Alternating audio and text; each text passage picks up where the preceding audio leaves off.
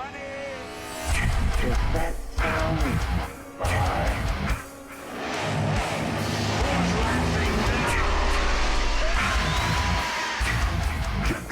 What's the boogeyman? Welcome back to the Moonjuice Metal and Horror Podcast, the podcast where we live and breathe heavy metal and horror, but are afraid to shit on both of them. I'm Mike. I'm Matt. Yeah. And welcome to episode 3 of Spooky Season. This is now our third episode for Halloween. Episode 36, right? We're doing episode 36, but I mean the third episode for Spooky Season, right? Because we did Friday the 13th. Yeah, we did Friday the 13th. We did Trick or Treat, and now we're doing these two movies. So this will also be the first time in the podcast where we do more than one movie per episode. And this is your lead in to the final Halloween episode that we'll do after this one. And I think we kind of already gave it away, right? Didn't we already give it away? Yeah, you said it. Which one movie? I think we already said it, right? Halloween. I said it. I'm pretty sure. I fucked it up. I'm not sure. I think we said it. I think we said it in one of the previous episodes that we're doing Halloween one. We gave it away, but I think the way that we said it, it made it sound like it was the final episode of Spooky Season, like the final episode of the Halloween season. Yeah, but it's not. We're gonna do one more. Yeah, but these are kind of obligatory as far as I'm concerned. If you're gonna do Halloween season stuff, and we'll probably pick this up when we do our next Spooky Season episodes, we'll probably do another from the Halloween universe just because it kind of goes without saying. Mm-hmm. Not to mention there's a million fucking movies. Some of them are probably not worth doing. And some of them are. No, I'm kind of a dick, and I'm going to put movies on our list next year just because I know how much it fucking pisses you off. You know I'm going to do that. It doesn't piss me off to have to do a movie that's terrible. Like I don't mind, because laughing at the movie is the fun thing. Going through something that's just absolutely ludicrous is fun. Mm. But having to sit there and watch it is the painful part. So that's the part that I'm like, fuck. So to be able to make fun of this movie, I have to watch it. And there's a really good chance that I've already seen it, right? Especially with the Halloween film. I've seen every single one of them, including the Rob Zombie remakes, which I'll go ahead and say it now. Like, I'm a big Rob Zombie apologist. There's a lot of people that hate what he did with Halloween, right? I'm not one of those. I actually prefer his movies over these. Yeah, I'm not really sure what I haven't seen the Rob Zombie ones. Yeah, I mean, I've heard. You haven't? No. You gotta be kidding me. You haven't seen it? Wasn't there one of Rob Zombie where this one rapper played in it? No, so that's not Rob Zombie. That is Halloween Resurrection. That is the last movie of the original Halloween series. That one was absolutely tragically bad. Yeah, I thought it was bad. I that was the last Halloween. No, that movie and the one that was done by Blumhouse. That was the one from Blumhouse was fine. It was okay. But the other one, Halloween Resurrection, I thought was bad. I watched it the entire time. Oh, Halloween Resurrection was abysmal. Yeah, it was abysmal. I mean, okay, I'm kind of biased because I hate hip hop. And if I see a hip hop artist in anything, I'm instantly fuck this shit. I'm sorry. Well, it's not just that. It's not just that. I mean, if you follow the very loose continuity of the Halloween films, that movie doesn't fit in at all. And then Busta Rhymes is in it, and he's the only person to go toe to toe with Michael Myers in a kung fu fight and kick Michael Myers' ass. It's ridiculous. It is utterly ridiculous, that film. And I can't believe it got made. Not to mention Laurie Strode's character is still in that movie, and she's in the first 3 minutes of the film, and then she gets killed. And that's the abrupt end of Laurie Strode. So for that reason alone, I was like, this movie sucks. That was an awful decision. Yeah. An awful decision. Yeah. Maybe what I would have to just rewatch, but I think just from all of the slasher things, Halloween was definitely something I never really got with. I don't know. It's not that I never disliked it. I never thought that they were bad. I just never really got into them. For me, it was more, even when I grew up, I like Freddy, I like Jason. No, those were my big slasher fandoms that I was a fan of. Yeah. And mainly everything else, I never really was much into slashers. I mean, not it was, for me, was Nightmare on Elm Street and Friday the 13th. Those were for me always the slashers I like, even though I haven't seen all Friday the 13th movies, you know. Yeah. Yeah, Well, but you're going to now. I'm going to now. I'm going to now. Exactly. I know the lore of Friday the 13th because I've read. I do a lot of research and read a lot about these things, so I know the lore in itself. But I haven't seen all of the Friday the 13th movies. And when it comes to Scream, I'm gonna be honest. I saw Scream, I think 3 and Scream 1, and that's it. Scream was another one I was never really interested in much. I mean, you can count Scream as part of the slasher franchise. Well, not franchise, but kind of the genre. But at the same time, those movies are so tongue in cheek about the slasher franchises that it's barely even a slasher movie and more of like a commentary on slasher films. Yeah, Yeah, I mean, it is. That might be Scream is one of those things made for nerds, you know, like nerds of the slasher genre. Yeah, that's probably, I think, sure. also probably one of the reasons why the Scream franchise has been so popular. Probably. Yeah.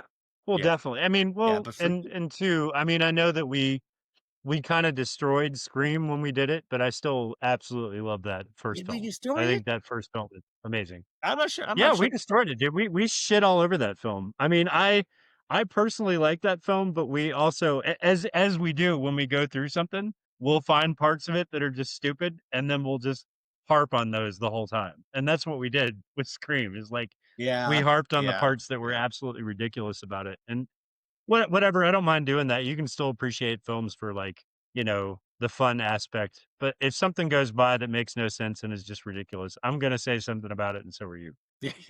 And we're gonna do the same thing with these films. It's crazy because we're pretty much ending now the first year of the existence of this podcast. It's crazy that we've done the majority of my favorite movies already. I decided to do this because it's a good idea. Like, if you really like something and you can talk about it a lot and you know the background of stuff, you should do it, especially if you have fun with it. And that's why we do this. But there's another horror podcast that I've listened to forever. And it's called The Horror Show with Sean and Joe. And those guys are great, right?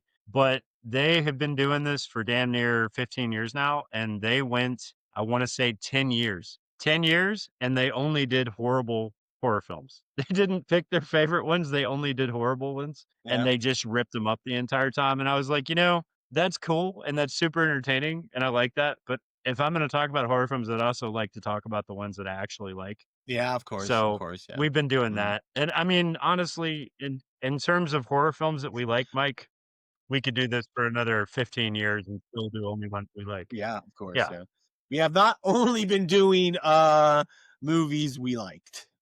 No, absolutely not. But I mean, we've done more that we like than most everybody else has. Most everybody else that does this picks like movies that are awful and rips them apart. I mean, but we've been doing ones and praising the ones that are good. And even if we really liked them, we still found something stupid about them that we said. Because I mean, there's no point in doing this if you're just going to praise horror movies blindly. And there's so many podcasts that do that. Yeah. Yeah. Well, and I never wanted to do that. But I'm not going to do that with like the best film. Yeah, I think the one I also thought about the previous episodes, and I think like you know, which ones we bashed, you know, and we bashed quite a few, but I do absolutely think that Alien Earth was, I think, the one we were the harshest towards, because that was like I don't know. You don't think we were pretty harsh with the first ever one we did? Werewolves. Okay, yeah, we were bad with that one, but we also said that we liked it. But even though we bashed it a lot, we were very, very bad with our first episode. I mean, when it comes to that, but we still acknowledge that we both liked the movie, because there's a lot of things in the movie that make it enjoyable, that make it like, it's a fine werewolf movie. They're just so much idiotic shit that happens in that movie that he can make fun of. And there's a lot of things they just could have done, you know, better. The concept of everybody looking into the moon turns into a werewolf, I thought was stupid. I'm going to be honest. I did not like that one. Nah. Yes. And of course, the Moonjuice, that spawned our podcast name. Yes. Yeah. That spawned the name. Yeah. That was a brilliant episode just for that, because I think we were called something else before that episode came out, and then we I were think like, "You know what? Fuck it, Mike, you ruined it. Now it's called Moonjuice Metal Horror Podcast." yeah, exactly. Ugh. Yeah. Yeah, it was funny. But the thing is, Alien Earth was, I think, the only episode where we in the episode actually said mean things about the director, the person that was Oh, involved. yeah, because it was absolute Yeah. trash. Like, I have nothing good to say about that series at all. Yeah, absolutely not. Yeah. Absolutely nothing. And I mean, like, even if you go into something looking at it with kind of an artistic eye, you can see why Yeah. directors took a certain direction that they took and maybe kind of try and understand it. I think maybe that's something that we're supposed to do. Like, if you Yeah. Yeah. see something that somebody took a sacred IP and did something different with it, if it's done well and I can kind of see the direction they went, then I'll be like, okay, I can understand that. I can't understand any direction that they went with that series. I don't understand it. I can't praise it. It's just bad, all around bad. And if it is, I'm gonna say that, and so are you. Yeah. Yeah. Good. Yeah. But, Okay, so, Halloween, right? 1978. mhm. This movie has a shitload of stuff going on behind the scenes. Yeah. There is a huge long story about how this thing got started. I'm gonna trim through most of the fat and just kind of bring up the stuff that's interesting because it is interesting. Like if you think about this time, right? 1978, there were only a few other horror films that had come out before this thing came, right? Yeah. Yeah. So you had the Texas Chainsaw Massacre, which came out right before this film, right? And so you could call that a slasher. It's pretty much a slasher film, but it's not in a location where anybody would find themselves, right? So to be in that situation, like like the characters were in Texas Chainsaw Massacre, you would have to be in backwoods Texas, which is not really a place a lot of people go. Still scary, but it doesn't really hit home, right? Um, this movie, on the other hand, this happens in the middle of a fucking neighborhood. This happens in the middle of everybody's neighborhood. This could happen anywhere. And I think that's what kind of sets this thing apart. Everything else was a weird location that you probably shouldn't go as a person Mhm. or a situation you wouldn't normally find yourself in. This movie, on the other hand, is just in a neighborhood. This could happen anywhere. And I think that's what originally made this so scary.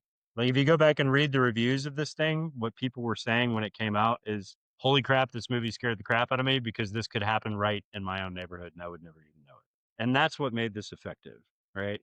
Yeah. Um, Funny thing though, it comes from a very unlikely group of people. Uh, and that's pretty interesting. John Carpenter himself had never made a horror film before this and did not want to make a horror film. He wanted to make westerns, like spaghetti westerns, like Okay. uh, you know, Yeah. old Mhm. cowboys out in the desert shooting each other. That's the type of movies I he know. liked. So John Carpenter had never done anything horror before this. But I'll get into that later. This film, Funny that that's what uh, he's known for, no? that's what he's always wanted to do. He went into his film career saying, "Hey, if I'm gonna do this, I'm gonna make spaghetti westerns." And Yeah. that's what he wanted to do. This guy But was not a horror guy at but he all. got But but he got known for there's making horror movies. yeah, he got known for horror. I mean, his can you find another name besides maybe Wes Craven or Clive Barker that is synonymous with horror Yeah. quite like this guy? It just doesn't exist. I mean, there's like Wes Craven, Clive Barker, and John Carpenter. Those are the three, the big three, at least from like the 80s and 90s. Coming from a guy who only wanted to do cowboy movies. So it's weird, right? Yeah, but But but but I said Stephen King, not synonymous with horror. Stephen I King's mean, not a come director on. though. Yeah, but Stephen King's a Yeah. writer. He's had other producers and directors pick up his stuff and make movies. Yes, Stephen King is synonymous with horror. You're right. But Yeah. Yeah. he's a writer. He's not a Now director. Like directors find one thing that they're good at and that they really like and they stick with it. mhm. Which is Yeah, of what John course. Carpenter's done, which is Yeah. what, Toby Hooper has done from Texas Chainsaw Massacre. All those guys stuck to horror and they did really well with it. This guy never wanted to do a horror film. As a matter of fact, he was vehemently against it. But we'll get into that. The few things I want to say before we start about this film. This film, even if you're not a Halloween fan, even if you're not like a Michael Myers fan or whatever, Yeah. you know the music, right? So the music, I everything about this film is movie. iconic. Yeah. from the music at the very beginning to the pumpkin that you see at the very beginning that's carved out as a jack-o'-lantern, that's a staple in horror. Yeah. Everybody knows this. Even if you haven't seen a movie, you're like, oh yeah, that's the Halloween theme song. This movie cut itself into horror movie history better than probably any other film. Pretty much everybody Yeah, knows what Halloween is. that's true. Yeah. But it came before Friday the 13th. So Jason and all that came after this. This cut itself into horror movie history before Friday the 13th even showed Yeah. up. Yeah. Mhm. There's a point of contention here that I want to bring up, and I know that you're not a huge Halloween fan, and technically I'm not really either. But do you know that there are droves and droves and droves of horror nerds that will not call Michael Myers Michael Myers? They call him Mike And I've Myers. gotten in trouble for this before. Yeah, they won't call him Michael Myers. They call him the Shape. I've never heard that. Have you heard? That's stupid. You've Why? never heard that? Huh? Okay, so here's the thing. When the movie came out in the ending credits, they don't credit him as Michael Myers. They credit him as the Shape, right? Okay. And the reason Yeah. is John Carpenter John Carpenter didn't originally want this guy to be called Michael Myers. Like they had to give the character a name in some way, but they wanted him to be known as the Shape because the Shape is kind of the connotation for evil. Yeah. Like evil Yeah. takes the shape of something and it takes the shape of this guy, right? Uh, And that's what Michael Myers is. So, and it's not that way in Germany. Everybody in Germany is like, yeah, Michael Myers. Yeah, I know Michael Myers. If you go to America, the nerds are like, yo, the Shape. And that confuses the shit out of me. I'm like, no, he's Michael Myers, man. Everybody calls him Michael Myers. We're not going to call him the Shape, Mike. No, he's Michael I'm Myers. not I mean, doing that. I'm going to be honest. He's Michael Myers. Yeah. I have never heard that. The Shape. This is like now the first time I've ever heard it. I have never heard anybody call him the Shape. I'll tell you what, Mike. Neither in real life, neither on the internet or anything. Everybody just calls him Michael Myers. Maybe it's because I grew up in Germany, but it probably is. But I tell you what, if you want to start a shitstorm and you're really good at you're really good at starting shitstorms online. So go into a horror like group or anything like that and say Michael Myers is not the Shape, he's Michael Myers, and watch what a fucking shitstorm that starts. Okay. You will get death threats. You will get death threats. That's how serious they are. Okay, that sounds like fun. Yeah. Do it. Okay. Anyway, we're not going to call him the Shape here. We're going to call him Michael Myers. So that's a big point of contention with this character. The first film is damn near a perfect film as far as I'm concerned. Not a lot happens, but it's a perfect film. And it's a Michael Myers film. And if it's a Michael Myers film, people are going to show up to see it, right? And so that's why you've had so many damn sequels after this thing. Yeah. This thing blew up, and nobody that was part of this production crew, director, writer, everybody included, none of them had any idea it was going to take off like it did. It's a moneymaker, and specifically this film. It is the highest grossing independent film ever. Did you know that? It's No. the highest grossing independent film ever. It made 700 million from a 300 million budget. That is insane. Okay. That's insane. Especially for the time. 700 million, 1978, that is a blockbuster, dude. That's like Jaws. That's how well this thing did from a $300 million budget. That in a film where nothing happens. In the film. Where nothing happens. Absolutely nothing fucking happens in the film, Mike. Yeah, well, then we're probably not going to go through scene by scene because we're doing specifically 2 movies in this episode, and it would just be way too long if we go scene by scene. But I mean, it's quite easy because just like you said, nothing actually happens. You know. So what I wanted to say before you get into that, there's like some more background I want to go through real quick, and then we can jump into that go for it, because this kind of sets up what you see at the beginning of the movie, and I think it's absolutely hilarious. So we said nothing really happens in this film. There's not a whole lot of action, especially comparable to a lot of the horror movies we see today. Like it kind of drags on. We said John Carpenter wanted to make Westerns, right? And so he came to a guy named Irvin Yablondes, which was a friend of his. And this guy was like, you want 300 million, but you want to do Westerns. Nobody likes Westerns anymore. We're not going to do a Western. You need to do horror because horror is big right now. And if you do something good, it's going to go far. right? And so John Carpenter decided to name this film Halloween because no one had ever taken that name before. And because he was a booker, his actual job was a booker who booked films to show up at theaters and stuff like that. He was like, well, we should just like name it Halloween, regardless of what the plot is, and put it out on Halloween because it'll probably do well. And Yablandis was like, Mm. okay, cool, let's do that. And so these two guys set out to make this film without a real story, without anything. They were just like, we're going to call it Halloween and we're going to release it on Halloween. Now we need to come up with a story, right? And so that's what they did. Um, Yablandis, who's the other guy besides John Carpenter who produced this film, met a guy named Nick Castle who was playing guitars for a band that John Carpenter booked at one time, and he's the original actor for Michael Myers. So he was just some guitar player who they were like, "Hey, we know this guy.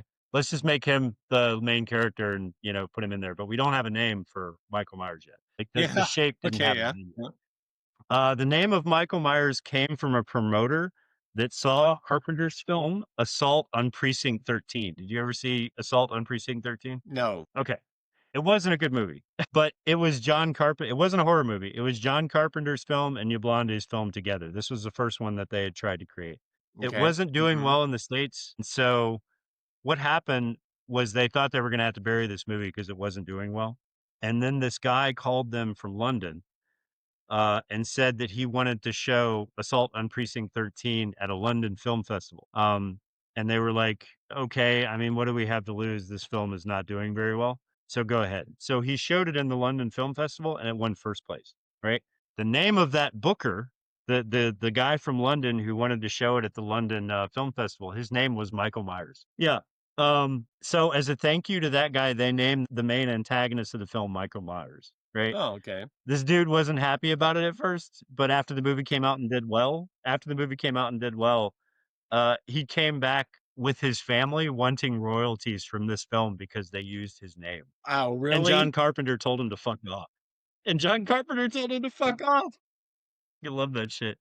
Yeah. Okay, that's a little bit dumb, but yeah, okay. I think it's hilarious. I Yeah. mean, they chose this guy's name because he basically made their film a success, and then when he came back wanting money, they told him to fuck off. So John Carpenter then told Yablandis that he'd make the movie Halloween for 300,000, and that he wanted his name in the title card. But Yablandis was like, "You're gonna make a film for 300 million?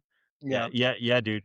Fucking do whatever you want." So he let him put his name in the title card. The only thing Yablandis wanted was no blood in this film. He Nope. was like, the only thing that I want is that you don't put any blood in this film. But Okay.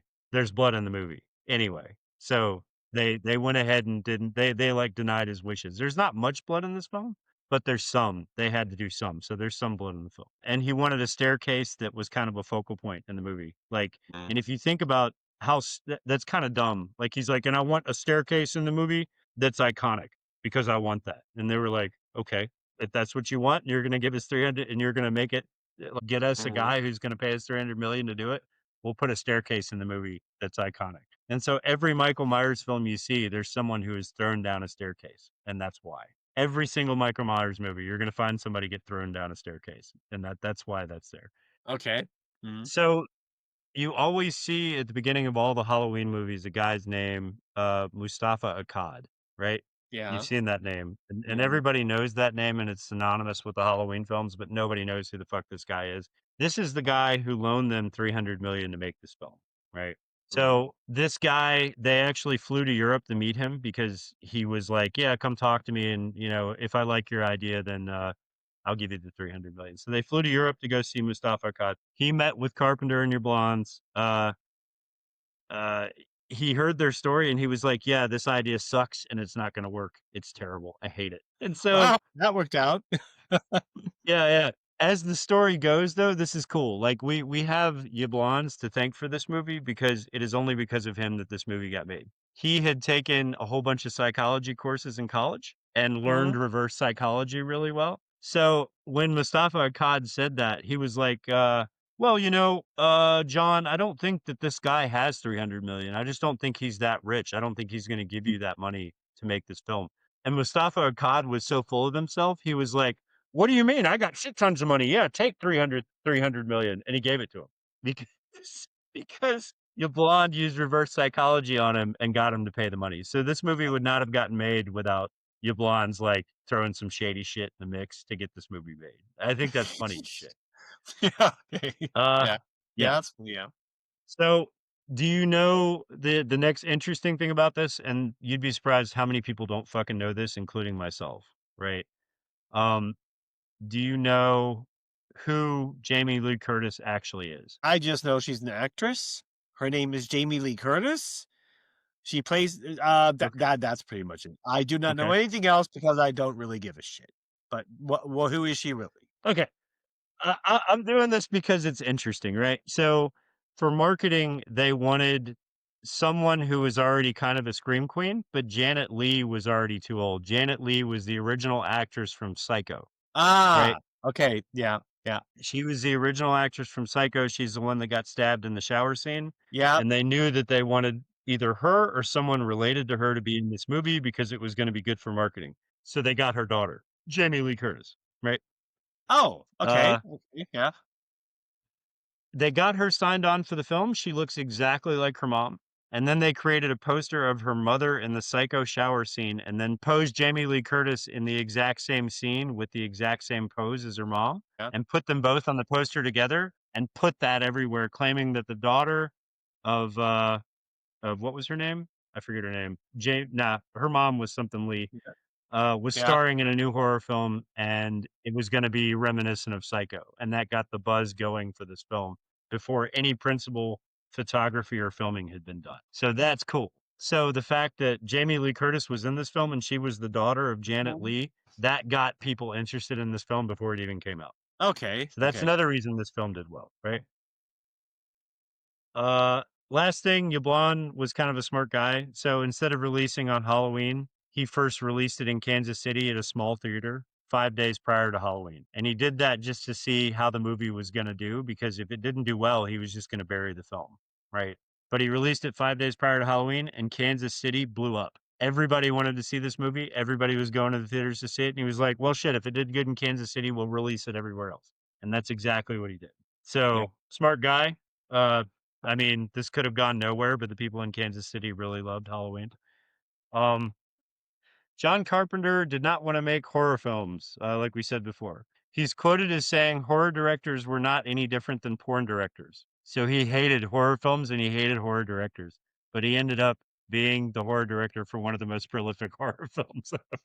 Yeah, yeah, I mean, it's crazy to hear that John Carpenter of all people, because I mean, imagine it will be interesting to know what he thinks of that today. When he started that when he started making movies, that's what he thought about Oh, we them. already know he hates it.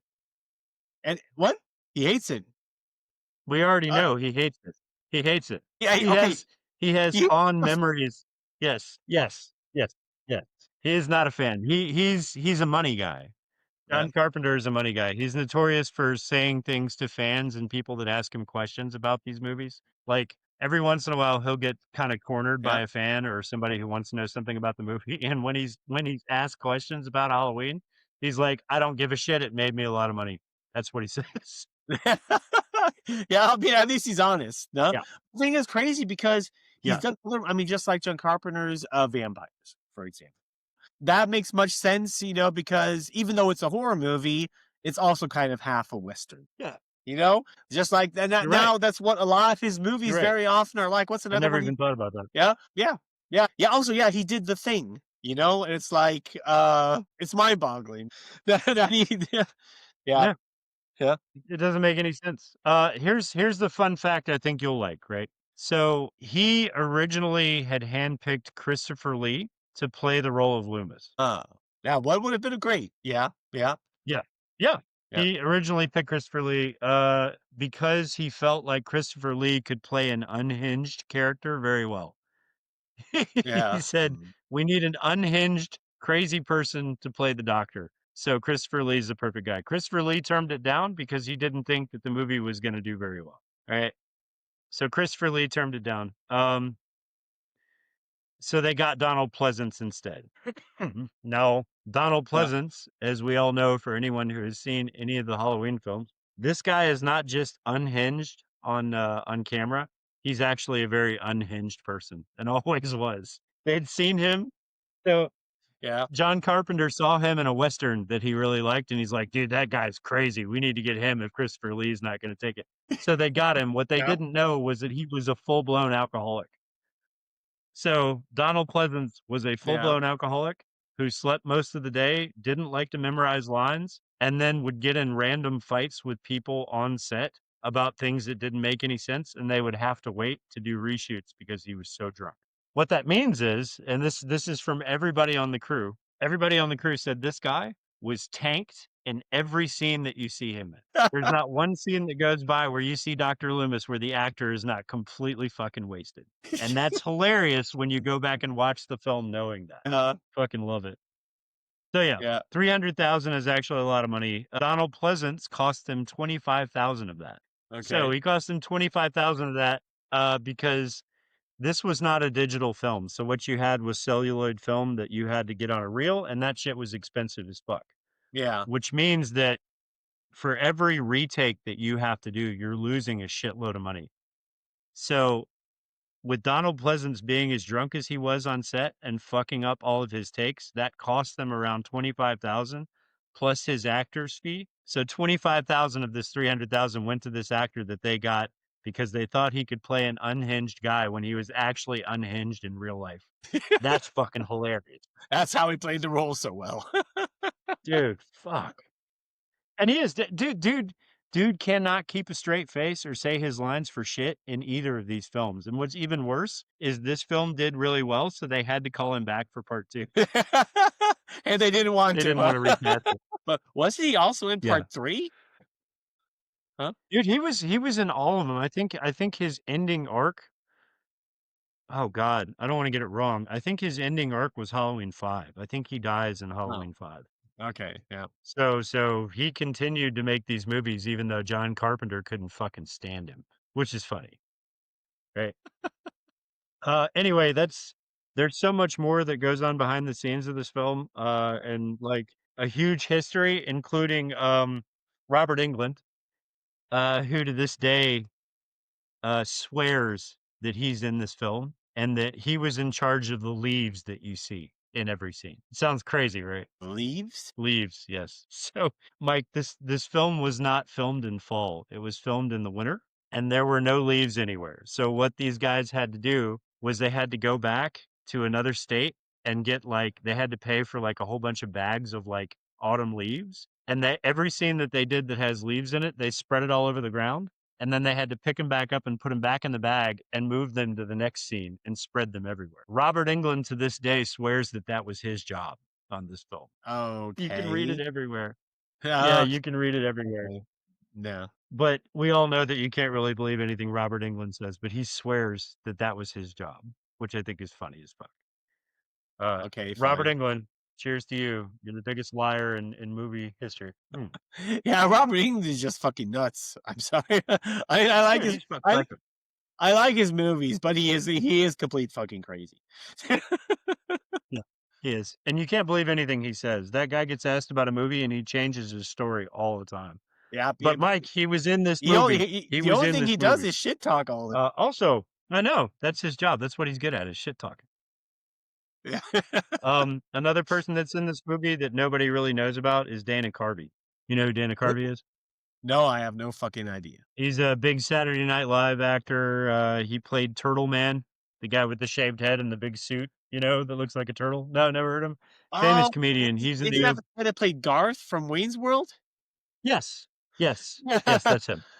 Yeah. He's in this. Yeah. Okay. He's in this movie, and he's the guy who's kind of dressed like a lumberjack in the beginning, who's talking to the press outside of the Myers house. You'll see him like he's standing there talking to the press. That's Dana Carvey at like 19 years old. Yeah, so that's his claim to fame as well.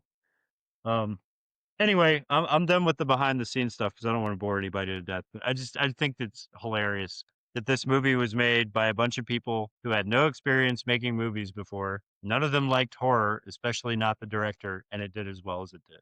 That's fucking hilarious. That's true. Yeah. Yeah.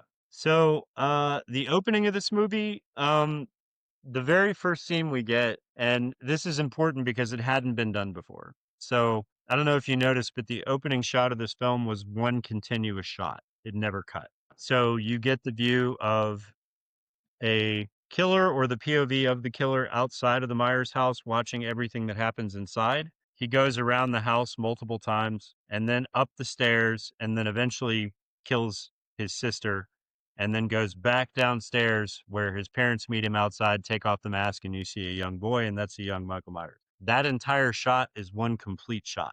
And it's the first time that's been done. The only cut that is in that film is when he picks up the clown mask and puts the clown mask on. They use that as kind of a cut for the film. But other than that, it's one continuous shot. So that's the first time in horror history you're ever going to see that, which is pretty cool. Right. Mm. And that takes place 15 years before the events where we pick up on now when he's an adult, right? I think it's 15 15 years. years. Is Mike, 15 years, yeah. yeah, because Mike Myers is 21 years old. So yeah, that makes sense. Now the next scene is interesting, Mike, because this is the scene that they had to film. I mean, you get different people saying different things, but supposedly this scene right here was filmed like 9 different times because Donald Pleasance had drank 5 bottles of wine before they filmed this scene in the car. And if you watch him in the car as he's driving with the woman to go pick up Michael Myers, he's almost falling asleep. You can actually watch the scene and he's falling asleep in the car. Yeah, but actually they're not driving to pick him up. They have him in the back of the car, don't they? Mm-mm. No, they're No. yeah. No. Yeah, well, this is the thing that's okay, then I remember it from, but this is the thing that's insanely fucking stupid. I mean, they drive a normal car to pick up this guy that's apparently supposed to be a super fucking psycho, super dangerous, and like the security measures they take to contain him are also 0. And how should I say it? I mean, in the first movie, he does not really necessarily come across as a total fucking psycho. At least not until the second movie. That's when clear Dr. Luke he comes across as psycho. Right. In the first movie, he's just extremely what I would call him. Yeah. But even the way he's just this part I do think is a little bit dumb, because then they have a car accident or something happens, and then Michael Myers takes off with his car, more or less.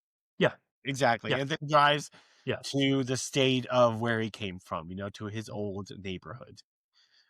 And this is like, next thing, you have like Psycho Doc calling the local cops there because he says that's where they're going. And I might be wrong about this, but don't the states have like a county police that, like are overreaching the states? That are not bound to one state? Yeah. I mean, I'm not. Yeah, they do.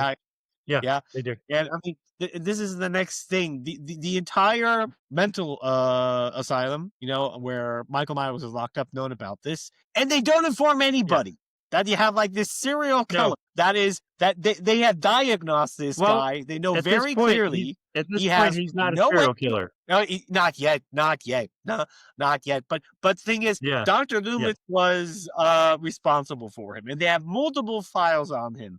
They have spent 15 years with this guy, diagnosed him of all kinds of things, and they know specifically that this guy is just pure evil. He has zero empathy for anybody. He has zero feelings. He just wants to fucking slaughter everybody. And they know that. But how? One thing that never really is entirely explained, how the fuck did they know that he's almost immortal? Because Dr. Loomis somehow knows that. He just magically knows it. How? I mean, technically, I don't know. It's kind of implied. Like, that's one thing about Dr. Loomis that bothers me is he says a bunch of things, but he has no proof for them. Yeah. And that's why everybody thinks he's crazy. Yeah. But the thing is, now just imagine, if he was locked up in this asylum, for example, and they knew these things about him, that he was technically immortal. You cannot tell me, Matt, they would not every fucking scientist in the world they would be studying this guy to figure out what makes him tick. Because I agree. If they could figure that out, you know how much money they could make? Because this is like a thing a lot of horror movies get into, or a lot of movies in general. And it's just like, they knew all these things about him, but they're like, yeah, okay, fine. He's just going to be treated like any other patient. And the next thing is, next question, how the fuck did they know that if he never did anything bad, he never hurted anybody in the asylum, he just sat in his room staring at a door? Yeah. I mean, Yeah, that's I mean, a great point. the thing is, of course, that's more than enough reason to say that the guy's just shit fucking crazy. But even him being Yeah. crazy or even psychotic, or whatever, does not necessarily make him dangerous. You know, I mean, Right. you know, there are two types of crazy. There are crazy people that are just fucking crazy, but they don't hurt anybody, and then there are the ones that, of course, hurt people. Yeah. How do they know this? This is Yeah. like something always kind of. I mean, the thing is, what bothers me also to a certain degree about Michael Myers. It's never explained how, not even mentioned. He's just immortal. He has super strength and he's immortal. I mean, I do like when you have like a kind of mysterious thing going on, but that there's just nothing being implied. Nothing. Just he's unstoppable. I always found that a little bit kind of weird that there was just nothing. I mean, Yeah. Well, it is insane, but here's the thing, like, when they wrote this movie, they knew that they wanted someone who was dangerous, and they knew that they wanted someone who knew how dangerous he was, but nobody else did.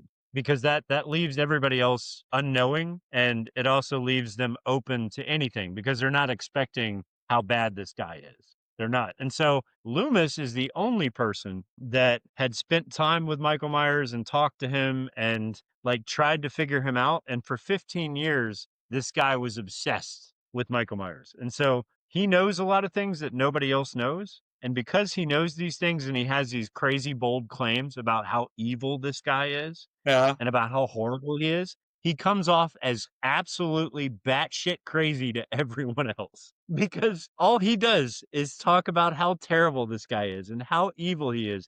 And if you notice in the movie, every time he does that, whoever he's talking to looks at him like he's fucking insane because of course, nobody of course. knows about this guy, only him. And so that's why it seems that way.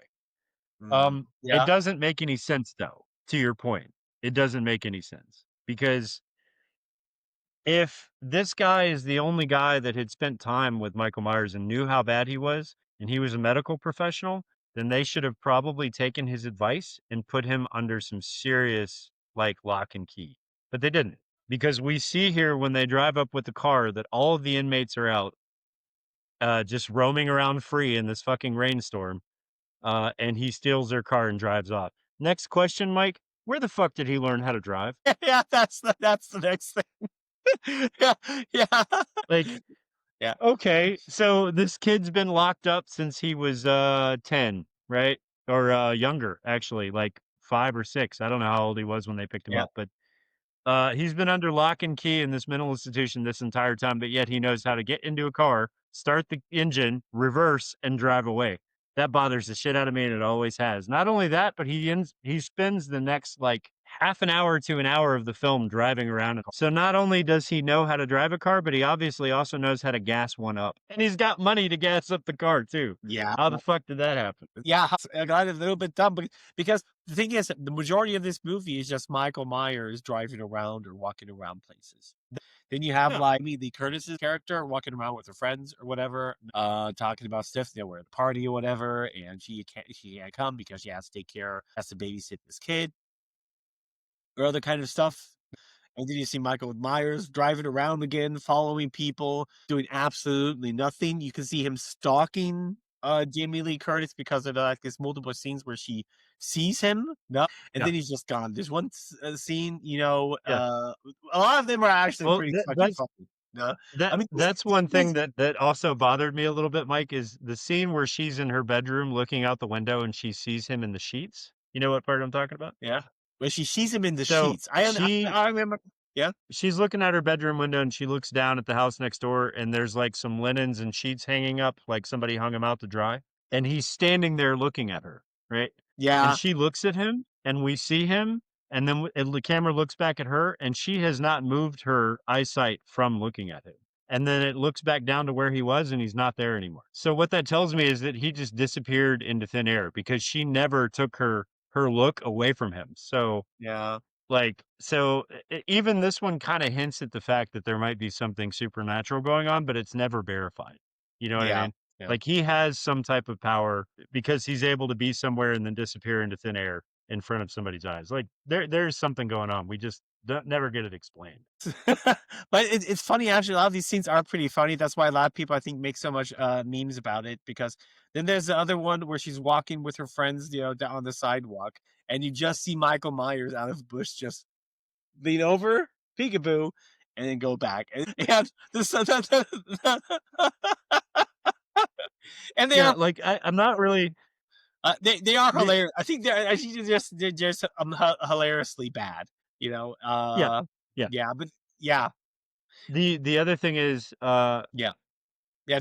I'm not really sure that he had any purpose either. Like if he's just a psychopath and he's escaped, then he would be just killing anybody, right? So there's no explanation as to why he's stalking her at all. Not until part two. Not until part 2. And that's the thing, when they did this movie, there was no there was no thought in anyone's mind that she was going to end up being his sister. So the fact that he's just stalking her and wants to kill her makes absolutely no sense. But okay, Right. I think they realized that with the second one, and we're like, we should probably give a reason as to why he's hunting this girl down, and that's why she Yeah. became his sister. But Mm. whatever. This film, just to kind of like go through it real quick. There's few deaths in this movie. None of them are with any blood, uh, and they're not that interesting. I don't think any of the kills are very interesting. Do you? Can you think of anyone that sticks out in your mind as like a decent, interesting I kill? I barely even remember them. What's what I'm saying. Like To be honest, for a slasher film, that's bad. I mean, that's for a slasher film. I mean, but also yeah, the only kill I can actually remember is towards the end when Michael Myers gets killed because he can't actually be yeah, killed. killed, That's like yeah. that is like Like, really the only one kill I can remember is the dog, for example. No, because you have like yeah, well, that one sticks out in everybody's mind because it's a dog. yeah, people. But that's also another thing. This is also something that is a little bit unrealistic. Okay. Like, of course, because they had to give him super strength. They have like a German Shepherd, for Yeah. example. German Shepherds are insanely big fucking dogs, man. Yes. And if a German Shepherd goes after a guy like this German Shepherd does outside, I do not think that Yeah. even though Michael Myers has a certain aspect of super strength, he would have just taken this dog and broken its neck. No. I'm sorry. No, I'm but not buying it either. no, because this is a full-on German Shepherd that know that this guy is an intruder, that clearly has some malicious intent. And dogs, I do think they notice these things. And this dog Oh, went out. they do. Absolutely. Yeah. This German Shepherd went out there and attacked him. I'm sorry, but the German Shepherd would have ripped him to shreds. I do not think that Michael Myers Oh, would yeah. have just taken Well, him. Michael would have been in I mean, pieces, dude. yeah, Yeah, I have a German Shepherd. And when she wants to play, I have to brace myself, dude, because she's strong as fuck. Like she's thrown me to the ground more times than I can count. I'm a 6'4", 230-pound guy. So this 21-year-old string bean is not going to be able to pick up a dog and just snap its neck. I'm not buying it. Not at all. I'm with you on that. Yeah. However, then after that, he goes in and kills the one friend of Jamie Lee Curtis. Yeah. Yeah. Then he kills her and he kills her boyfriend. And apparently Michael has a good sense of humor too, because he takes the bed sheet and throws it over his head and then takes the guy's glasses and puts it over the sheet and sits there. So, I mean, he's got a little bit of a sense of humor. I will say that. He's not completely devoid of anything human. yeah, but then after that, he just goes straight over to Jamie Lee Curtis's house and then attacks her there. Somehow the kids run out of the house, or she sends him out of the house. I'm not entirely sure. Then the kind of cat and mouse thing goes on between Jamie Lee Curtis and Michael Myers. Until eventually, out of completely nowhere, Psycho Doc notices that Michael Myers is in that specific house right over there. He does. Yeah. There's no clue to how he just walks down the street and is like, "Yep, he's in there." Okay, so then Psycho Doc runs into the house. Shortly before, Jamie Lee Curtis hides in a closet until Michael Myers comes up down. She rips his mask off, and this is like Michael Myers is super panicked so far. He has to put his mask back on for whatever reason. And then the Psycho Doctor, Dr. Loomis, comes walking up the stairs, shoots him a few times. He falls out of the window and is down on the floor. Psycho Doc. 6 times, Mike. 6 times. Do not forget. 6 times. 6 times. He shoots him 6 times. 6 times. Like, you're going to hear this over and over and over again in the next film. Like, you cannot quit talking about it. I shot him 6 times. Yeah. Jesus fuck. Michael Myers falls out of the window and is laying on the floor. Psycho Doc looks over to Jamie Lee Curtis, says something, and then you look back and Michael Myers' body is gone. Then you see her being dragged out in the ambulance because they're getting her ready to take her to the hospital. And then that doesn't happen. So what we get, a lot of people do this. Oh, a lot of people do this. Same story. A lot of people do this. Yeah. Yeah. Right, because they with this movie, they didn't really leave it open. He got shot 6 times and fell out of the window onto the ground, right? And that's the last time we see Michael Myers in the first film. She looks over to the Psycho Doc, Dr. Loomis, and says, was that the boogeyman? And he says, yes, I'm afraid it was. And that is the end of the film, right? No, because you can see, I remember for goddamn sure in the first film, he looks back over and Michael Myers' body is gone, not laying there anymore. In the first movie. Was that in the first film? I thought that okay. Maybe you're right. Yeah. Maybe you're right. I'm pretty damn sure. I'm pretty sure. Yeah. Okay. Because I know there were a shit ton of reshoots. And I want to say one of them was they filmed one scene where he said, yes, that is the boogeyman. And that was the end of the film. And then they did another reshoot where he goes downstairs to look for the body and the body's gone. But I couldn't remember if that made it to the cut of the first film or if that's what they used in the second film.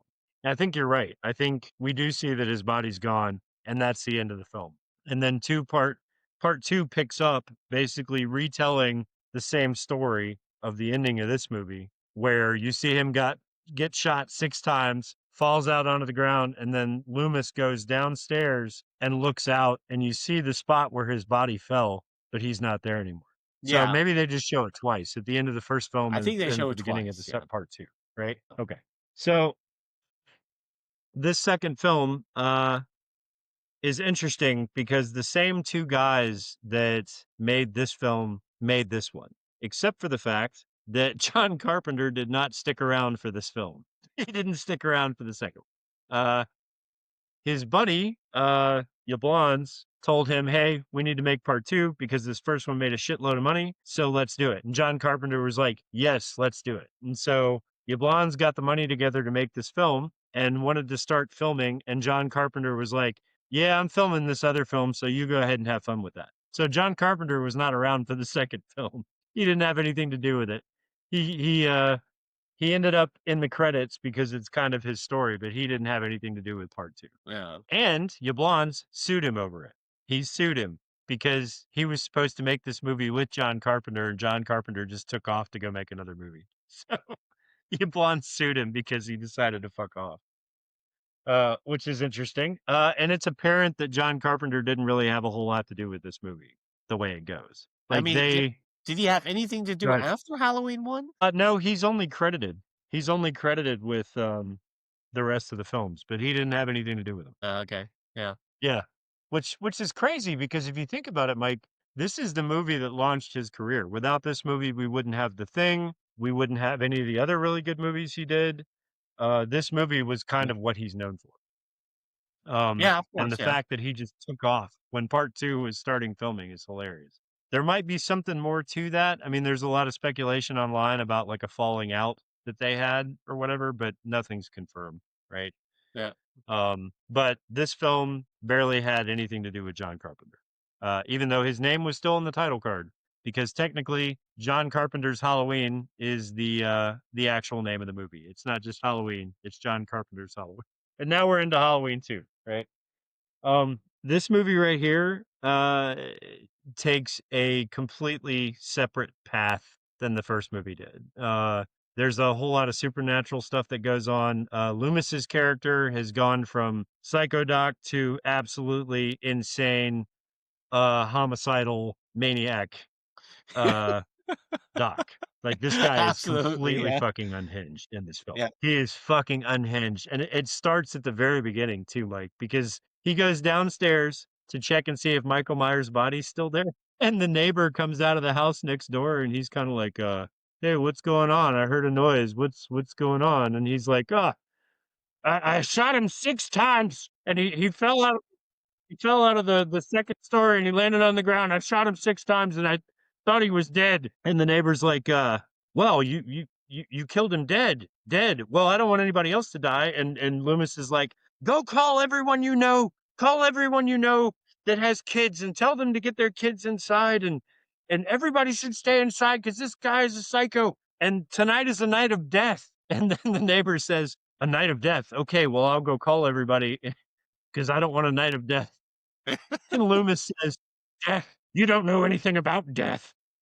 His character is absolutely fucking insane in this film. Like, there's not one word that comes out of his mouth that makes any sense. And any person that he comes across, Mike, whether it's a cop or a random person, he's going to tell them that he shot him 6 times. I shot him 6 times. You can count how many times he says this in the movie. It's literally like 8 times. Sometimes one right after the other. Because the next scene you get, Michael is kind of stalking a neighborhood. You get like a POV of him walking through the neighborhood, right? And so the police head to the house where Lori is passed out, and they kind of help wheel her out into an ambulance. And from this point on, I think until we get to the hospital, he tells people he shot him 6 times, like 8 times.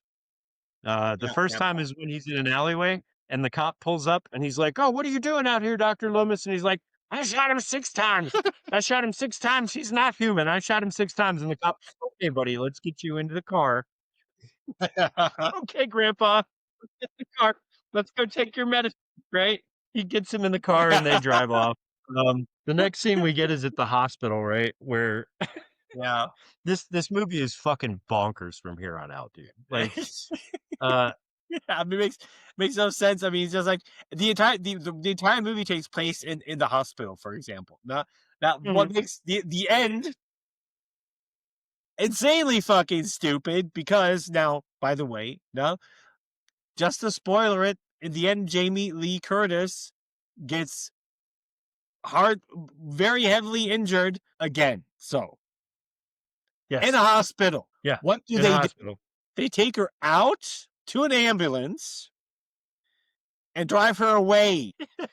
Even though where she was to begin with and got injured was in a hospital.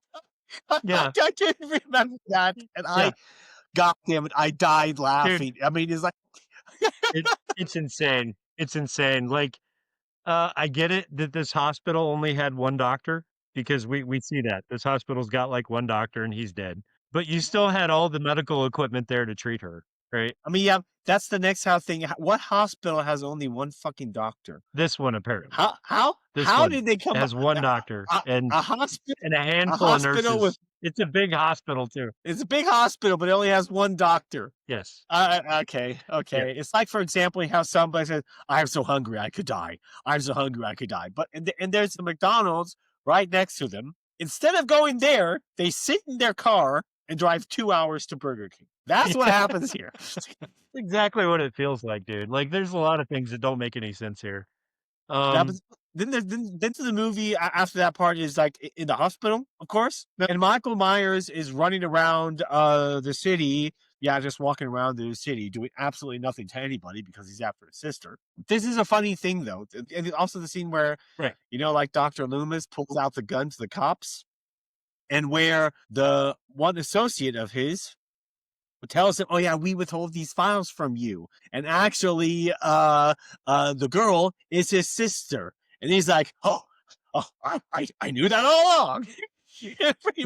Yeah. And there's something like, "You have to take us to the hospital. That's where he's going to go next." He says, the cop says, "Well, no, I have my own." He pulls out the gun, "Take us to the hospital." Yeah. It's like, this is what he does, man.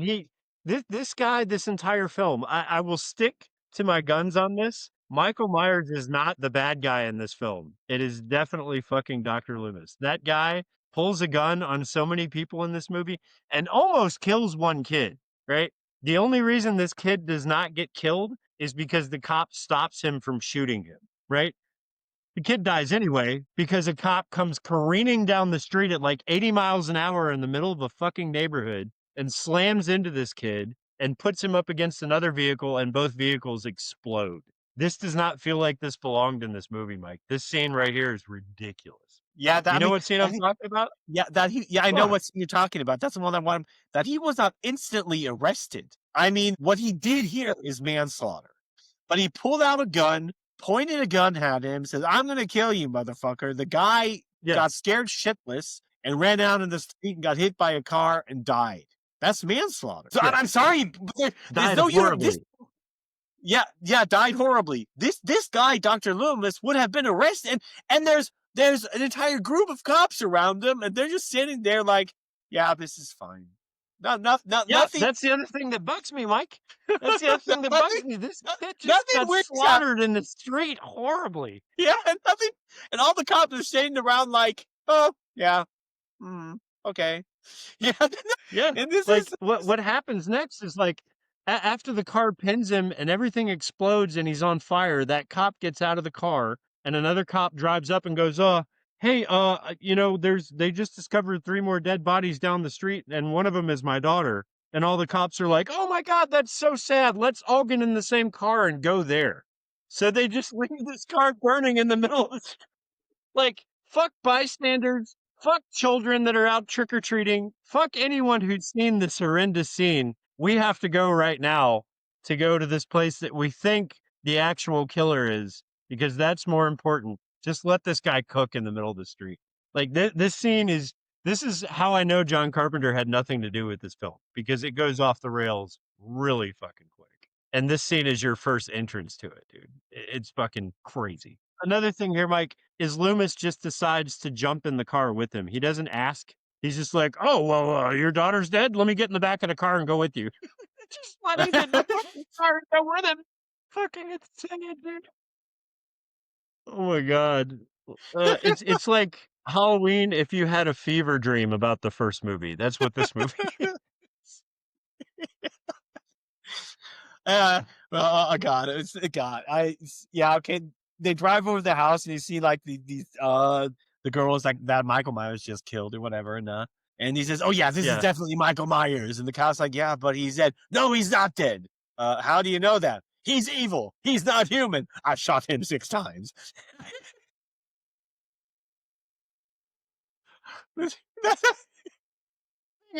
Everybody's acting like this guy is completely okay. You know what I mean? Like there's not like the cops get a little upset with him. One of them is like, "This is about the time that I quit following what you say, and I'm going to do what I'm supposed to do as a cop." And that's about the only time that anybody says anything to him. And right after the cop says that, Loomis is like, "Point the light over at those trees right there." And the cop like points the light, and he's like, "Yeah, it's just trees, dude. It's just trees." And Loomis is like, we'll keep driving. Like he's completely out of hand, dude. Completely out of hand the rest of this fucking movie. Yeah.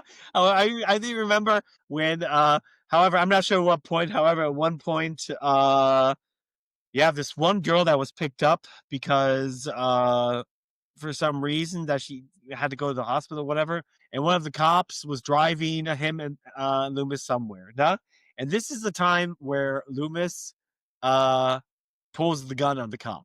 And I think even in this scene, he says, like, "He's inhuman. I shot him 6 times," where he's holding like a gun to the cop's head. That's just it. Like, anyone that says that Michael Myers is the main bad guy in this film is sorely mistaken. Like, Dr. Loomis is the most dangerous person on the loose right now, period. Dude, it's ridiculous. And then the funny thing is, he goes from being this way to being very calm in the next scene. And then for like a whole bunch of scenes, he's an extremely calm guy where there's no sense of urgency whatsoever. Like, I think at one point they go to a school because they hear that the school got broken into. And he's like, oh, he's probably there. Let's just go to the school. So he goes to the school with the cop, and they get to the school. The school's broken into.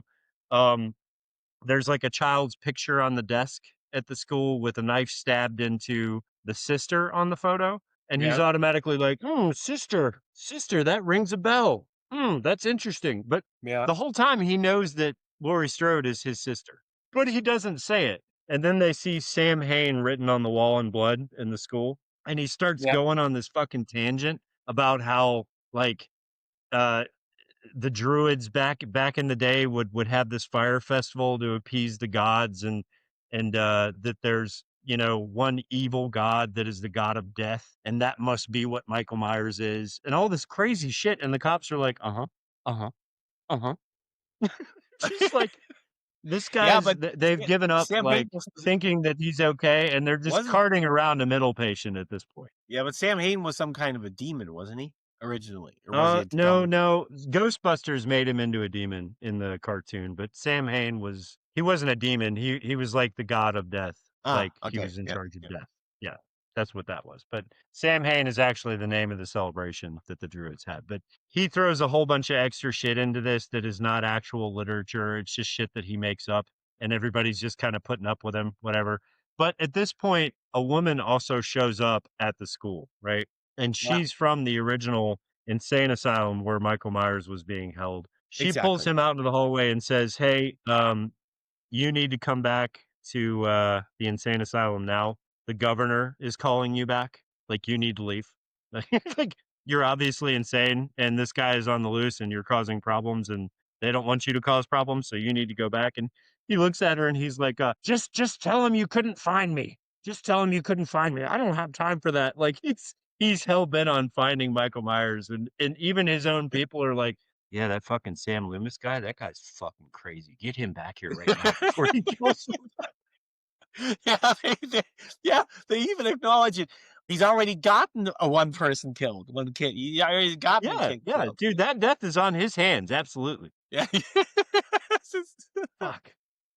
Yeah. Okay, then Dr. Loomis with this other girl from the asylum, they're driving somewhere. I think they were taking Dr. Loomis back. Yeah. Until he pulls out the gun, holds it in the cop's hand, no, drive to the hospital. I've shot Michael Myers 6 times. He's not human, something like that. I don't know. Yeah. He's not a man. He's not human. Yeah. And so Okay. this happens the whole film. Yeah, but pretty much after that, the rest happens in the hospital. There's a lot of things going on, okay? Because then you have like the one nurse and I don't know, the medic, that was driving the ambulance in a whirlpool, doing the obvious. And it's like, by the way, Mike, this is not a whirlpool. I want to point this out because this is important. It's supposed to be one, I guess. No, it's fucking an equipment cleaner pool. So what you did with all of the utensils that you use in a hospital, like scalpels and bone saws and all that stuff, they would put it in this thing to clean it up before they used it again. It's a sterilizer. But this guy's using it as a fucking hot Yeah, so using that hot tub. Yeah, but even though you don't fill these things with water, or at least not. No, you fill them with a cleaning solution. Yeah. But, however, it's just like because they usually base a hot tub or whirlpool in the basement of a hospital, and hospitals are all open up 24/7. Even in Germany, I think it's like the only thing in Germany that's opened up 24/7. Yeah, but barely anybody's at this fucking hospital. Yeah, but nobody's there. No patients, just these 3 or 4 people. The big hospital, by the way, only has one. Only has one doc and full of nurses. Yeah. However, then Michael Myers kills off the guy. So that's Bud, right? Bud is one of the ambulance drivers, and we already knew that this guy was kind of a kook in the first place because we see all the ambulance drivers sitting in the hospital, Mike, in the hospital, waiting on the next call, and he's sitting there in the hospital smoking a joint. Did you catch that? He's like, oh man, I hope we don't get a fucking call anytime soon, man. He's just smoking a joint, and everybody's cool with this. This guy has to drive an ambulance to pick up people that are hurt, and he's sitting there smoking a joint. And then he sings like the worst rendition of Amazing Grace I've ever heard before. Amazing Grace, come sit on my face. Yeah. So these people are all kind of fucking stupid. Then you got the security guard, right? The kind of overweight security guard whose name I can't remember. It might be Gary or some shit like that. We have to follow this guy around the hospital as he does his rounds for what seems like 10 minutes. This is just a scene in the film that lasts about 10 minutes where we're following a security guard around while he's doing his random checks. And it felt so fucking out of place, dude. It felt so fucking out of place. That, by the Like way, 10 minutes. Yeah. That, by the way, first he does his rounds and he's sitting there doing the security cameras. Eventually, Michael Myers walks by all of the security cameras. You can clearly see him on all of the fucking security cameras, and that guy is just sitting there like, "Wow, nothing's happening." He's got his fucking back turned. He's not doing his job. He's not even paying attention to the security cameras, man. This guy is like the worst fucking hospital security guard ever. Just not. Michael Myers does not walk past one, multiple, and you see him going through the screen, and the oh god, that's okay. The security guard gets what's coming to him because he gets a claw hammer to the head. Like that's one of the kills. There's no blood, so I can't figure that out. But this is after Mike Myers has already killed Bud, the ambulance driver, and the nurse by turning the heat up on this whirlpool and like making her skin melt off her face. I'm not really sure those things get that hot, but whatever. He does that. And then we follow the security guard around. He gets a claw hammer in the head, and you have to remember that because that's really important later, Mike. I don't know if you noticed, but he gets the claw hammer in the head, so he's obviously dead. But then later when Laurie is trying to get away from Michael Myers, we see that guy hung in the hallway, like hung from a fucking electrical cord by his neck, and he's just hanging there. So I guess he wasn't dead enough from the claw hammer in the head, so Michael Myers had to hang him. Yeah. There's also a few things with the editing in this film that got on my nerves, and I don't know if it's... I don't think it was intentional, but when they're following the security guard around, there's a few shadows in the background that show up right next to the security guy as he's like going through shelves, and it's obviously a person's outline where the shadow is in the scene multiple times. Yeah. And it's the cameraman's shadow. It's the cameraman's shadow. They did not pay attention to the editing process here at all because there are random shadows that show up all over the place that make you think someone else is there, but it's just the fucking cameraman shadow, and they didn't even bother like editing that out. They just left it in. Like, who cares? People are going to come see this movie. It's Michael Myers. We don't need to care, you know? Yeah, but even though Michael Myers at this time was not really that much of a household staple, he became that over the years, of course, you know, but this is I don't know. After Halloween 1, he had a pretty big following. Like, that was a pretty big movie. Everybody, that's why they went and made part following, 2. Obviously. But they haphazardly made part 2. Yeah, but I would not say like Michael Myers, no matter if you like it or not, he is a horror icon, you know, that everybody knows. Everybody knows Mike. I mean, well, I think I said this in my Revis episode. In the Friday the 13th, I met a lot of people that don't know necessarily Michael Myers. They just know him as the guy from Halloween. Huh? Yeah. But everybody knows who Jason is because Jason is more, is more popular. I would say, just like I said in my previous video, Jason is more popular than Michael Myers because even though I have not met many people that do not know Halloween, there are a lot of people that just know him as the Halloween guy, you know, German American people alike. But I met a lot of people when it comes to Friday the 13th that don't even know that the series is called Friday the 13th, but they know Jason. Yeah, I know a lot. I've met so many people. They know who Jason is, the guy in the hockey mask, and they call the movie season Jason. You know, the Jason movie or whatever. I met the Jason movies. The Jason movie that don't even know that it's called Friday the 13th. Jason definitely had a bigger following. Yeah. Michael Myers clearly is a horror icon, but he wasn't necessarily one at this time because this is when Halloween was new. Or whatever, but this movie is this is the movie that, just like we said, establishes that he's some kind of big immortal killer thing or whatever. However, just like I think, like also as in the first one, there are not much kills in this one because the majority of the dead people you see are all the people he killed in the first one. And one of the kills is not even from Michael Myers, it's from Dr. Loomis. Right. Yeah. And all the people that got killed, you could say got killed through the actions of Dr. Loomis, for one, failing that's where I was Myers, gonna go with this. Yeah. letting him escape, and then clearly not informing anybody who's responsible that there's a psychopathical killer on the loose. I mean, at least I think the county police, I guess, probably the FBI, would definitely have been informed about this. Specific, I think at this point, this guy would clearly be they would have both on his ass.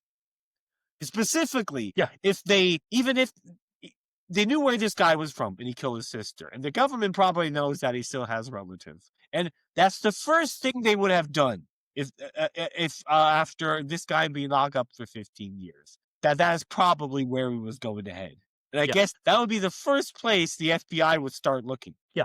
Well, that's the thing. If anybody had notified the right people at the right time, and Loomis had not acted like a complete fucking psycho, then there would be a lot less dead people, like overall. It's also implied here, Mike. It's implied, even though you don't see it, that Laurie's adopted parents are also dead because nobody can find them anywhere. That's true. Yeah. You notice that? Yeah. Yeah. So apparently Michael killed them as well. Yeah. Apparently, I think it's even mentioned in one of the later Halloween movies, the H20. No, I think. Yeah. Well, no. H2O retcons this film. H2O is effectively the same thing that Blumhouse did, where they acted like the second movie didn't happen, and then they picked up 20 years after the first movie. So according to H2O, part 2 didn't happen, and according to the Blumhouse stuff, part 2 didn't happen. So part 2 has been ignored twice in the whole reboots of the Halloween series, and there's a reason for that, and that's because this movie is very definitive about who dies. And one of the people that dies is Michael Myers at the end of this film. There's no way that fucking guy is coming back after what happens to him at the end of this film. And Loomis is also dead. Yeah. So this movie got ignored because basically it wiped out the two characters that would have continued the franchise. Yeah. Basically. Anyway, so we get a scene where Laurie is lying in bed with her eyes wide open and she's not responding. So the nurse goes looking for the doctor. The doctor gets found by that nurse having been stabbed in the eye with a needle in his own room, right? So now the only doctor that's in this fucking hospital is dead, right?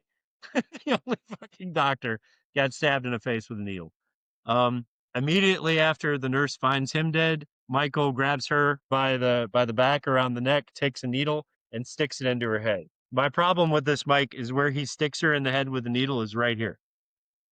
And if you know anything about human anatomy, this is a big piece of bone. There's no way that needle is going into her head, but supposedly he kills her with a needle by putting it right. Well, not necessarily. It goes through her head like butter. That's the it like done. There's a huge bone here. That's not going to happen. Michael then walks into Laurie's hospital room, wanting to stab her with a scalpel, but she's not in the bed. He stabs the bed multiple times, realizing that it's only like pillows and shit. And Laurie is down the hallway, wanders into another room and passes out. We don't know why she passes out. I'm guessing because she's on a lot of medicine because she didn't hit her head or anything. But Laurie's passed out. She has a flashback. This bothers the shit out of me, Mike. She has a flashback that she's never had at any other time in her life from a time when she was 3 years old, where she's standing there looking at Michael in a hospital room, hinting at the fact that she is his sister. This part is so fucking shoehorned into this movie. Like, I didn't even realize what it was for a minute. And then I realized, oh, they're trying to explain that she actually realizes that she's his sister in a flashback that she's never had before. Okay. They could have done that so many better ways, but they chose to do it with a flashback that this woman who's already like 22 has never had before. The nurse goes looking for anyone in this unusually empty hospital. Like we've said that before, this place is the emptiest fucking hospital in the world. Jimmy, which is the other ambulance driver that we met earlier, can't find anyone either. Jimmy finds the head nurse. This is the kill that drives me crazy. And you know which one I'm talking about. Jimmy finds the head nurse strapped to like a hospital bed, right? Yeah. And she's strapped down, and he walks into this room that is pretty well lit. Like it's the first thing you do when you walk into a room is see the whole room. You don't just see one thing. But he walks into this room and we don't see the floor, and we notice this nurse is strapped to a hospital bed. She's got a syringe in her arm with a tube leading down to the floor, and she's Yeah. completely bled out all over the floor, which if you bleed out a human body, that is gallons and gallons and gallons of blood, and it's completely covering the floor. Of course, this guy doesn't notice it when he walks into the room, looks at the nurse, and then tries to walk away and does the banana peel slip onto his back and knocks himself out because the floor is full of blood that he didn't see when he walked in. Dude, what the fuck? What the fuck? If you walked into a room that was full of blood, you would have noticed it when you walked into the room. He didn't notice this until he noticed that she had a fucking tube coming out of her arm and then slipped Yeah. on the blood and knocked himself out. What? Come on, dude. Like, some of the kills in this movie and some of the writing is just off the fucking wall. It is not on par with the first movie at all. No. Now, what about Michael Myers and how slowly this dude walks in this film? You notice that? Yeah. I mean, easily everybody could get away from. Not only that, because what else is insanely fucking stupid? Laurie and Michael Myers have this cat and mouse thing going on again in the hospital.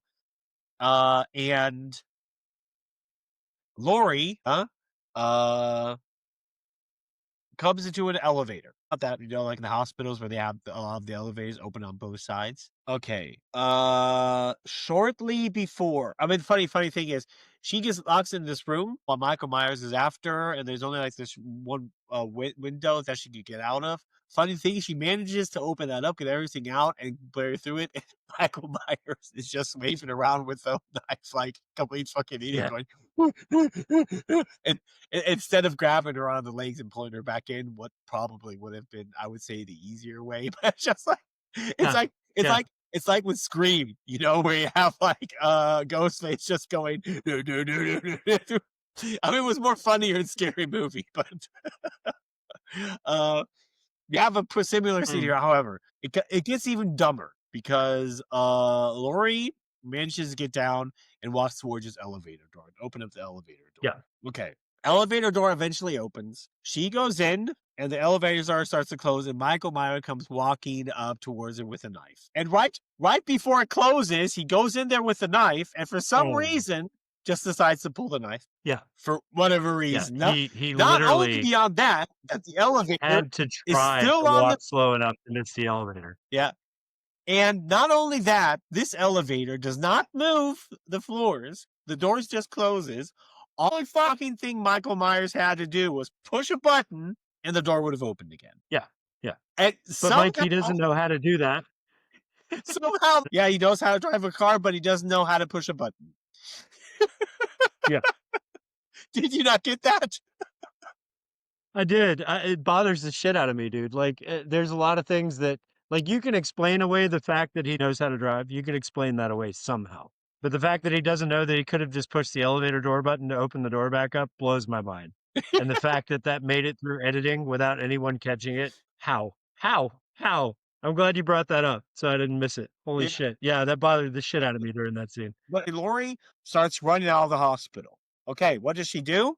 She hides in a car. Yes. Instead of nobody, everybody else would. With the other cop and his co-worker that he can't stand. The cop that he's threatened to be there, but which I might add, this is the cop that he pulled the gun on.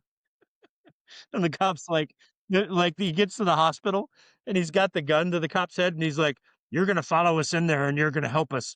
And the cop's like, "What do I have to lose besides my job?" The cop follows him into the hospital. Which, by the way, again, this cop would be alive if Loomis had not pulled a fucking gun on him and told him to go inside the hospital. And for some reason, they find Laurie and decide to take her back into the hospital. And Laurie's like, "Yeah, okay, cool. Why not?" Yeah, sure. Let's go back into the hospital where Michael Myers is. Yeah. Where Michael Myers is. However, then again,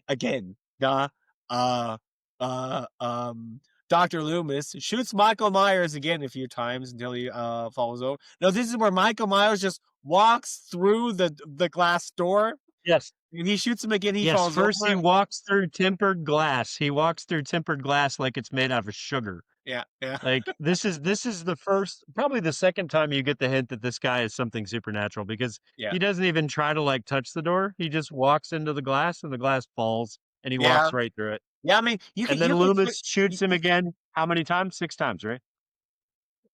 you can explain it somehow, with him walking through the door. However, Dr. Lewis shoots him again. He falls on the floor.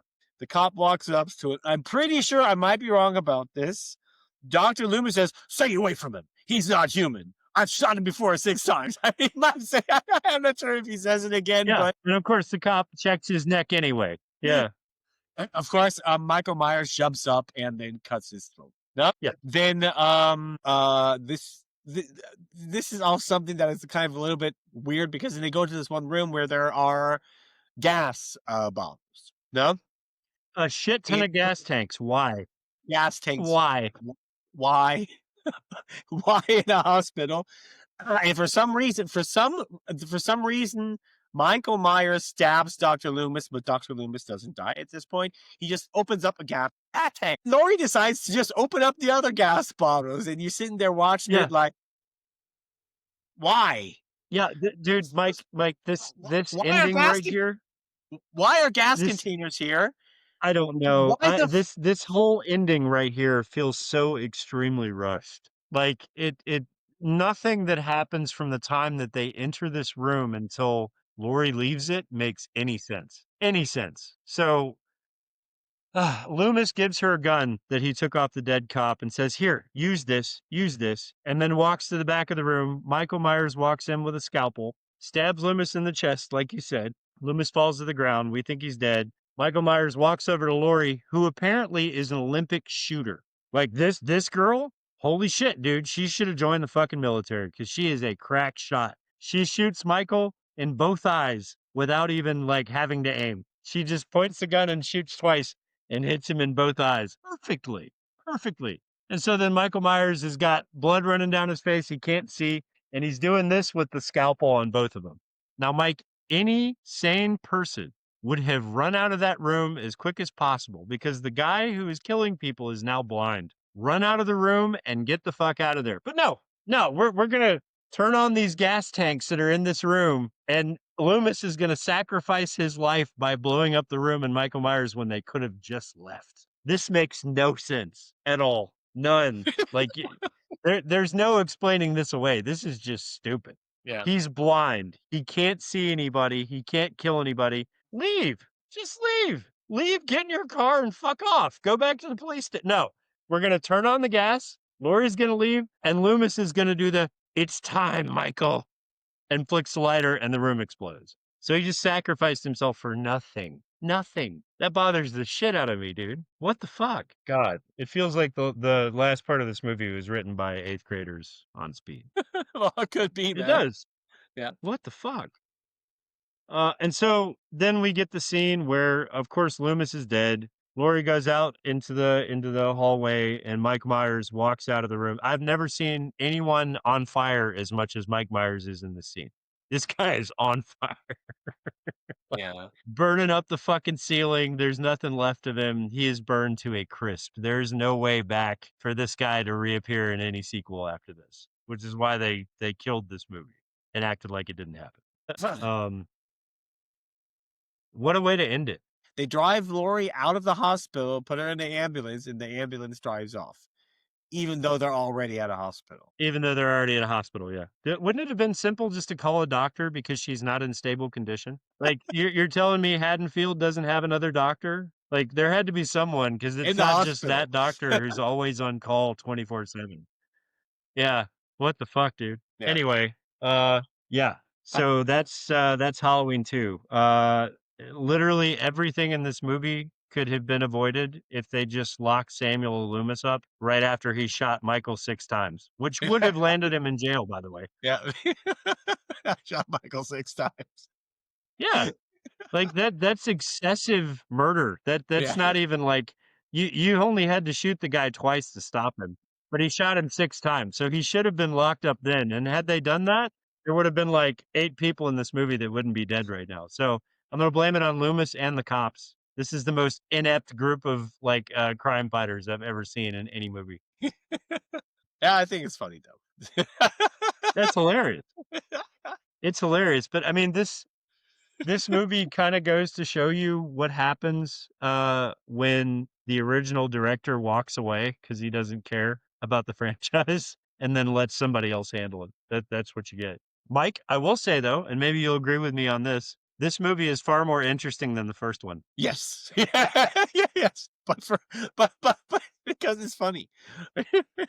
I would even say the Halloween 2, because of the way it's written, is a horror comedy. Yes, it is definitely a horror comedy. I died laughing so many times in this movie. I mean, you can make a drinking game It's with just Dr. so Loomis. bad. How often It's says I so shot bad. him? Not every time. And maybe we should do that sometime. Oh, you know, you'd like be a drinking drunk game. after the first hour. Halloween 2, every time Dr. Loomis says I shot him, no, we have to drink. I shot him 6 times. You got to drink. You got to drink. We'd all be fucking completely wasted by the end of this episode. What a fucking psycho, dude. Yeah. So I think it was funny. The guys from the horror show podcast, Yeah. they like put out a shirt. And that was a brilliant idea. They put out a shirt that has Samuel Loomis on the front of it with his gun, and it says Yeah. Loomis is the real problem. Like, I want to buy that fucking shirt, dude. Yeah. Loomis is the real problem. Yeah. Like Michael Myers, compared to the Loomis in this film, didn't really do a whole lot of anything. But yeah, that's Halloween 2. And I have to say, like, for as much credit as the first film gets for kind of writing slasher history, the second film doesn't deserve any of that credit at all. None of it. Just like, of course, Dr. Loomis constantly have to reminding people that he murdered a guy. I shot him 6 times. And then pulling guns on policemen, pulling guns on teachers. Yeah. Holy fuck, dude. And not only that, but they didn't think this performance was like out of pocket at all because he comes back for 3 more films and they just continue letting him be a psycho. Like, I don't know. And like, there's a lot of people that defend this movie. There's a lot of people that are like, no, Halloween 1 and 2 are the definitive. I disagree. Like, I will go with the first movie being a good movie and then H2O being a good Yeah. movie. Like, if you were to have Halloween 1 and then H2O be part 2, completely fine with that. Yeah. Totally okay. Anyway, I thought this movie was hilarious. Do you have anything else you want to say about it? No, not really. just we did not shoot this video 6 times. We only did it once. No, we did not shoot this video 6 times, just once. Yeah, so this is kind of our lead in into the next episode. So we're not still completely sure what we're gonna do for the last episode of spooky season, but stick around because it's gonna be something crazy. Yeah, if you like the podcast, like what we're doing, drop us a like, follow us on YouTube and Spotify. Yeah. And later when we get some more followers, we'll actually spread out to other online places where you can watch us. Yeah. Yeah. So I guess we'll see you guys for the final Halloween episode next week. And until then, I'm Matt. I'm Mike. We'll see you guys around. See you guys. Bye. The blackest eyes. The darkest side. Stay in secret.